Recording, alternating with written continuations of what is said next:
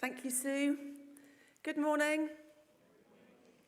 I'm Vicky, part of the leadership team here at St Michael's. And as Si said, we're carrying on our sermon series on the great good news. And this morning, we're thinking about the greatest gift of reconciliation. So what is reconciliation and why is it good news?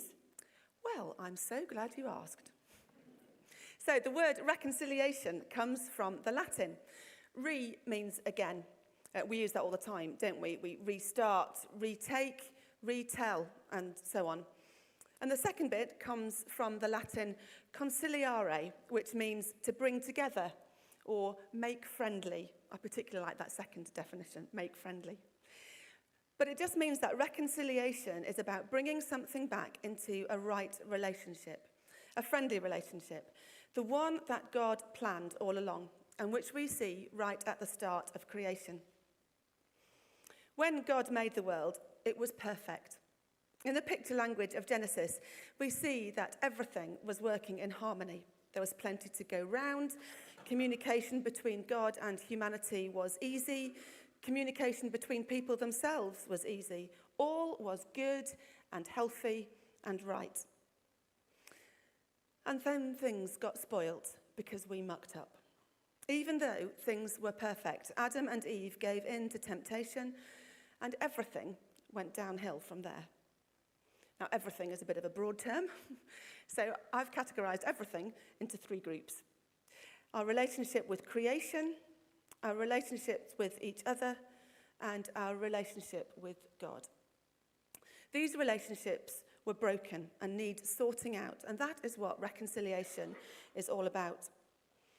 These relationships were perfect when God made the world, and we know that we will get there again one day when Jesus comes back and makes all things new.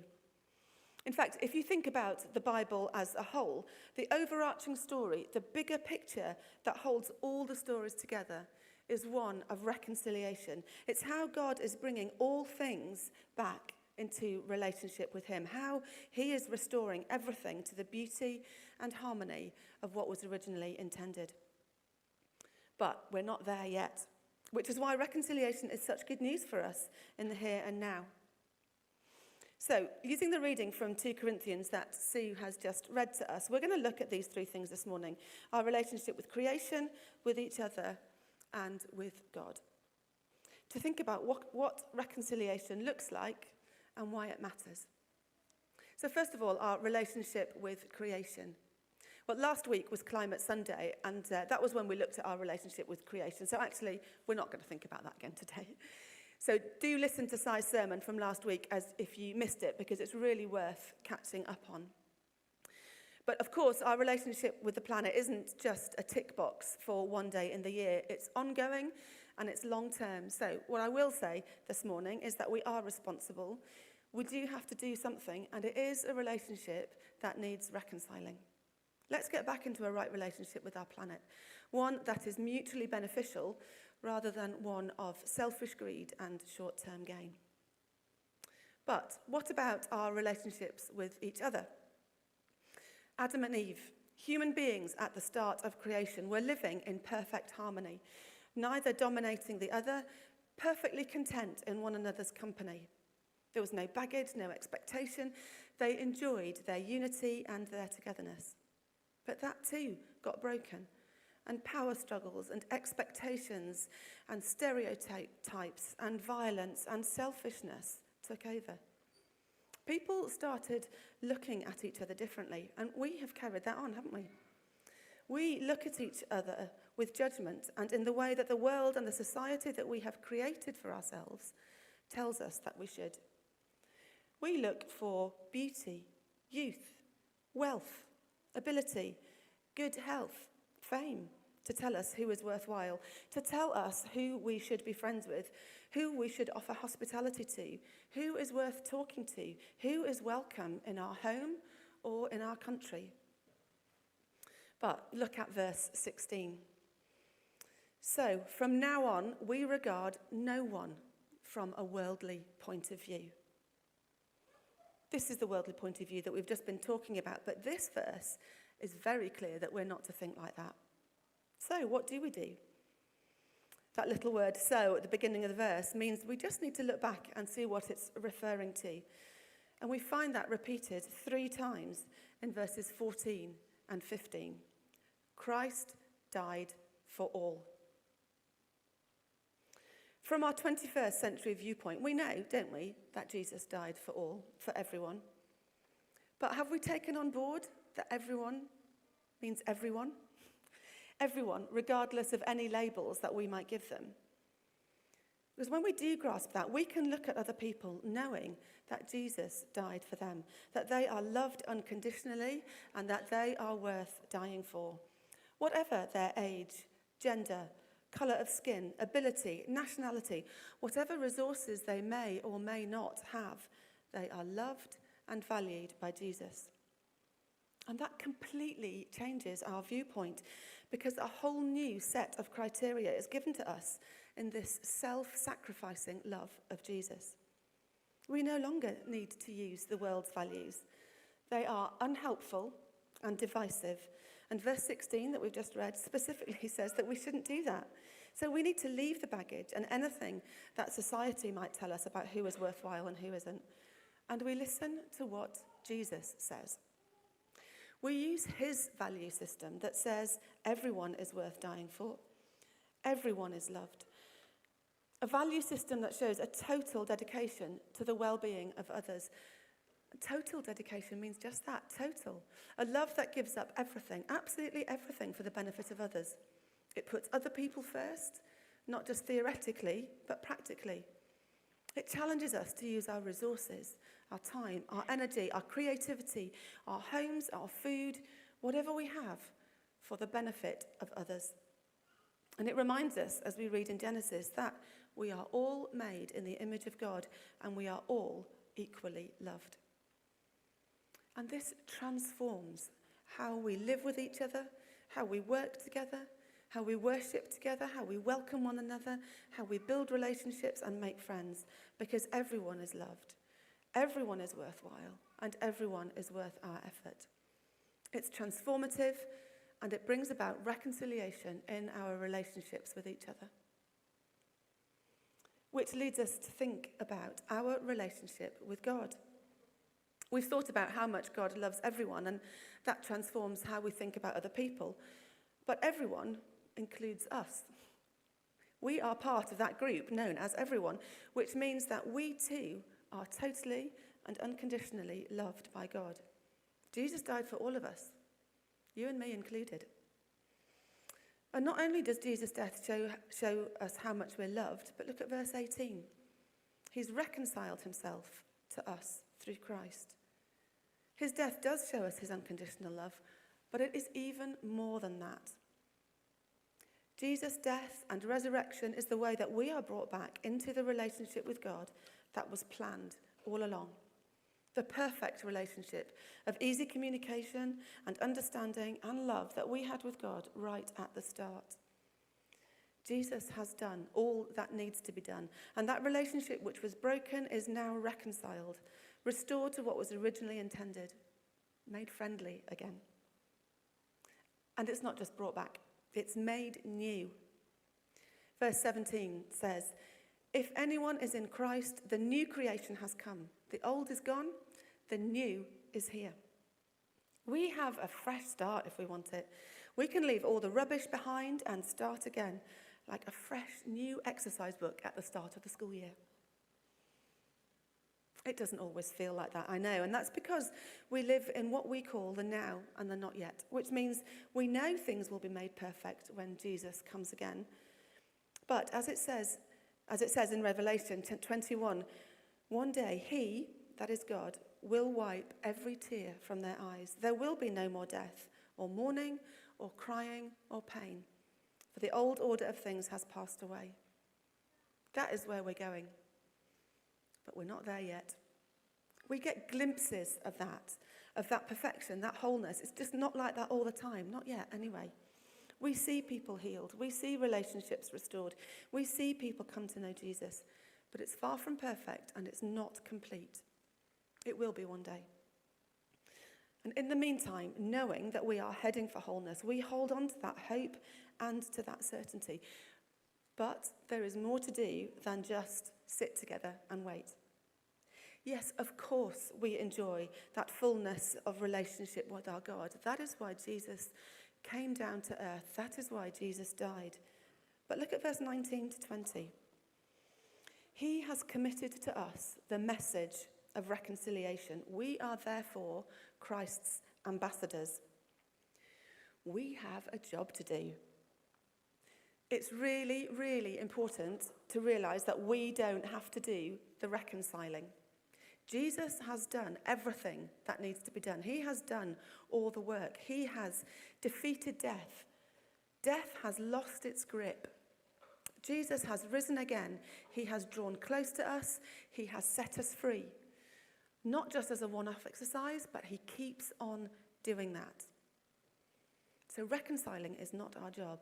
What we have to do is the telling.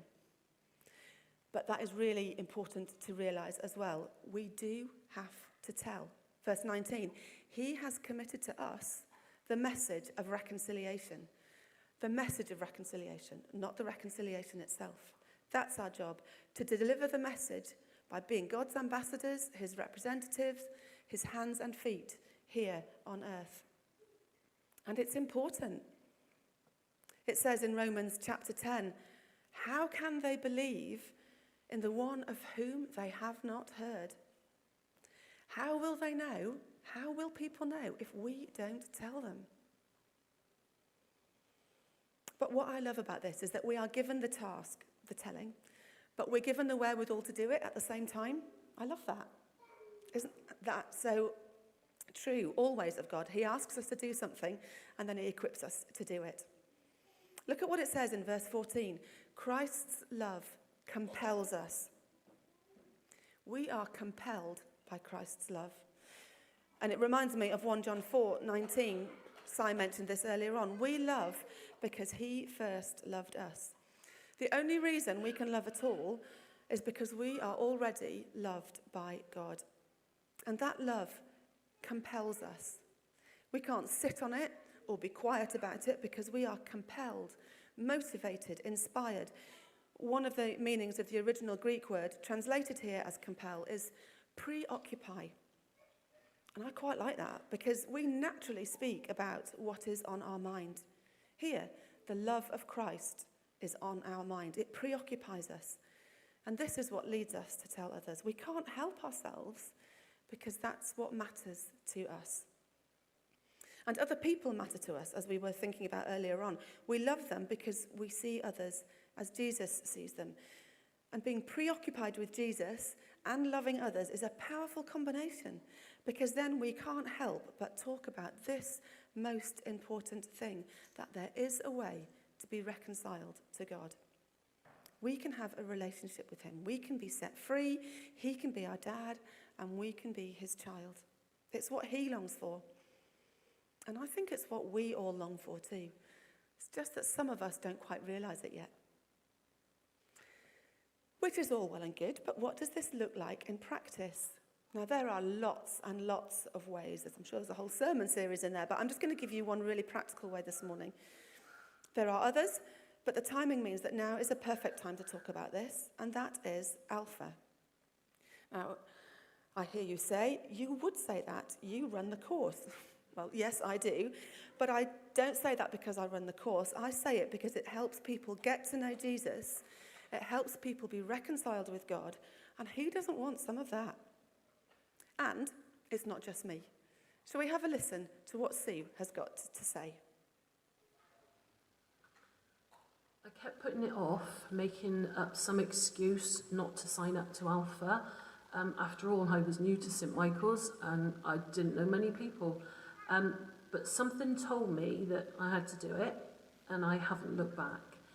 I realised just how much I had been missing Jesus in my life. And the Alpha course answered so many questions for me. And I met so many of our wonderful church family. And so much so that I actually signed up for it again. I was filled with affirmation that Jesus is and has been there for me all the time. And I just needed to learn how to let him back into my life. He's my anchor. He's my best friend. And who knows, without the Alpha course, I may have never, ever reconciled my relationship with him. Thank you, Sue, for not only doing the reading this morning, but sharing some of your story. And I love that Jesus was there all the time, but she just needed someone to tell her. And she found that in the Alpha course. And Alpha is a great way to be, or to help people to be, reconciled with God. It's a great place to ask questions about our faith, if we have one, or to start to ask questions if we don't, or we're not sure. There's no judgment on Alpha. We can ask questions on the Christian faith without fear of being laughed at. And there's not many places we can do that, but Alpha is one of them. And sometimes our questions are answered, as some were for Sue, and sometimes they're not. But either way, we are free to discover that our faith isn't about having the answers. It's about having a relationship with Jesus. That Jesus is the answer. He's always the answer. But we just need to work out how and what difference that makes and discover all that he has already done for us. Now, some of that we get glimpses of really quickly. Some of it takes a lifetime to work out. But Jesus is still the answer. And once we get to know him, our questions don't go away. We probably have hundreds more, and they still matter. But our focus becomes relationship and reconciliation. So, Alpha isn't the answer. Jesus is. But Alpha helps us think that through and decide that for ourselves if we want to. Now, of course, there are other ways that we can be ambassadors, that we can tell people about Jesus. Alpha is just one resource for us to join in with and to begin to discover the love that Jesus offers. So please do pick up an invitation from reception if you would like to join in. There's no pressure. There's an opportunity for you or someone you know who might be asking questions. Please don't miss out. So reconciliation, it's good news. Such good news because it restores the relationships which were God's intention right from the start. With creation, with each other, and with God. And it matters because it gives us glimpses of where we're heading, glimpses of the hope that we have of perfect reconciliation and restoration when there's no more pain and we are in easy communion with our God and each other all the time, and all creation flourishes.